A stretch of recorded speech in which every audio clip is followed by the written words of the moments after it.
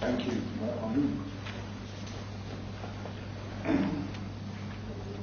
I classified this talk R18 plus. So if you're younger than 18, when it gets scary, you should just close your eyes. If it gets really scary, just hold the hand of the person sitting next to you and hope that that person is older than 18. So the public debate so far, I'm trying to make a little outline of what I think has happened in the public debate so far. The public debate has built a lot on emotional outbursts and emotional standpoints. And the argumentation that has been made has very much built on strong emotional opinions behind which it's very easy to hide the actual substance in the argument. So, for instance, if you say, we need to protect our children from evil out on the internet, everyone says, yeah, we want to do that. And it's easy to hide a weak argument behind that strong statement. Conversely, saying that we need to protect our freedom of speech at any cost, it sets other emotions in play that we also think that, yes, we want freedom of speech. So the debate has been very emotional and not terribly rational, and trying to visualize this a little bit, we have this, I think it was a rather angry young male thinking, don't touch my freedom of speech here. And on the other hand, we have the people pointing at the cute children, saying we have to protect the children. Now, I want to try to, in this talk, change that a little bit. And I want to look at a bit more facts. Just to start off on a bit of a light note and highlight some of the differences, different voices in this debate thus far and who the players are. So the first main figure I want to introduce, of course, is Senator Conroy. And this is a bit of a tongue-in-cheek thing. Just to illustrate that the debate is not always that factual and not always at a level we would like it to be. So this is some text, or is a transcript of a Senate hearing about this content filtering that was done, and Senator Ludlam was questioning the way the government was implementing this, and Ludlam said, just let me finish. In terms of the countries that you have just listed for me, is it mandatory or is it an opt-in system that, for example, concerned parents could take advantage of? Senator Conroy replied, illegal material is illegal material. Child pornography is child pornography. I trust you are not suggesting that people should have access to child pornography. Senator Ludlam replied, I'm just wondering if I can put these questions to you without being accused of being a pro-child pornography. That would assist. Senator Conroy, I was wondering if I could get the questions without being accused of being the Great Wall of China. Yes, they're having fun in Senate. Another voice that's been quite vocal in this debate is a network engineer called Mark Newton from Internode. And I got this off a blog that he was contributing to last week. I really like this comment. I've got to say, you haven't lived until you've been called irresponsible by a minister. There's a lot of sledging going on behind the scenes here. Now bear with me, there's a bit of text here. But I think this is profoundly good.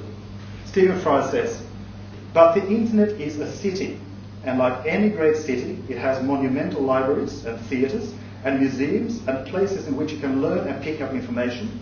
And there are facilities for you that are astounding, specialized museums, not just general ones.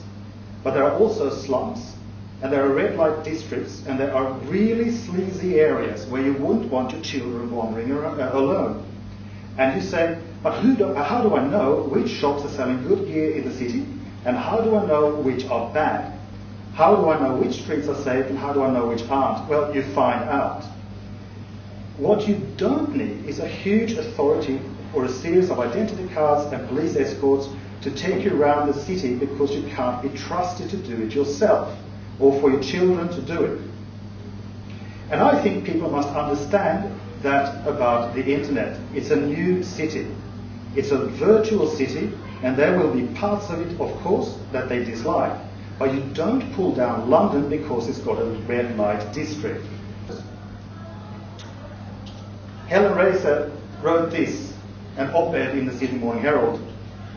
I enjoy pornography, perhaps not quite as much so much as I enjoy living among citizens who take an entitlement to free speech for granted, but I do like it quite a lot, and it seems that my porn is endangered. The only lasting effect on my access to porn is a reflex giggle when the pizza delivery man knocks on my door. I don't know about you, but I want to hear more. So it's easy to get around. IP address blackholing or redirect. You're looking at the IP address that goes through the filter. If the IP address itself is forbidden, the information will just be going straight to Earth. It doesn't go anywhere. Or it will go to redirected to a web server that's sent back to a website going, no, this is Acma. IP address blackholing or redirect has got one big problem.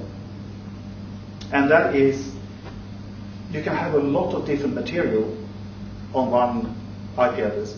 You can even have lots of different websites on the one IP address, result to the same IP address. The same physical machine can support a lot of different websites.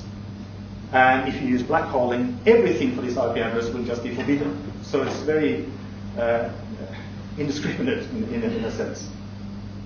Now the third way, and this is probably the most feasible way of doing the filtering with a blacklist, is URL matching. And this is what is being done by British Telecom in their clean feed system. It can't be banned. VPNs are used so widely. There's no way of taking this down in Australia, saying you're not allowed to use VPNs. So there's no remedy against this attack on the filtering system. There are web anonymizing proxies. It's a different way of setting up an encrypted tunnel to a proxy server that resides outside, and the URL that you want to go to pops up at the other end of the tunnel outside of the Australian jurisdiction. You go and get the web information to the proxy, encrypt it, and send it across to your PC at home. Even the US Army has developed something called the onion routing that is publicly available. And this is software that's developed to encrypt and make safe information in the battlefield. So you can imagine that, if nothing else, it's fairly robust and fairly secure.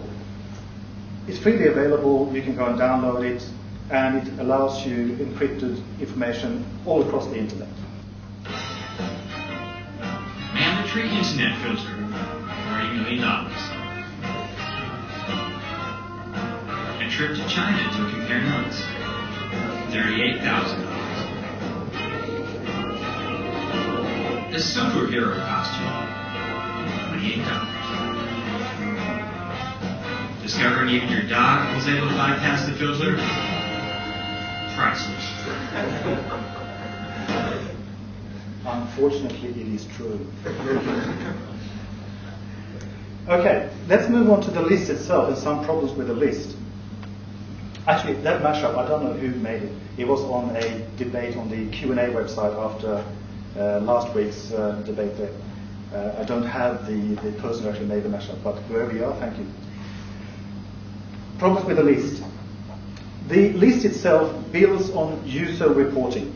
As of 2007, there were 6,912 known living human languages, not counting the dead ones.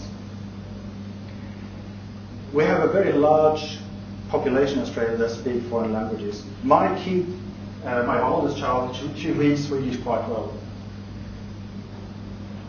There are a lot of children out there that read other languages. In order for ACMA to determine what kind of information is on the website, can they simply rely on looking at photos? Or do they need to know many languages to determine what the content actually is? The Canberra Times came up with this little cartoon about, we've compiled a list of banned websites, including the website that lists the sites that are banned, and any sites that link to sites that are banned, and any sites that link to those sites that link to the sites that are banned, etc., etc., etc. Now, yeah, that's some funny picture of this as well.